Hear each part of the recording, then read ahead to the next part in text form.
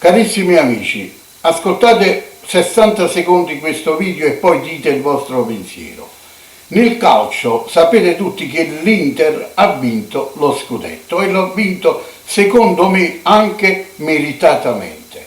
Ma ditemi una cosa, ma perché, essendo in questo periodo nelle stesse problematiche di quando il Napoli vinse la Coppa Italia lo scorso anno, perché per gli assembramenti immensi che ci sono stati a Piazza Duomo, a Milano, per festeggiare lo scudetto dell'Inter, televisioni e giornali nemmeno una parola, mentre quando il Napoli vinse la Coppa Italia e si festeggiò, successe il finimondo.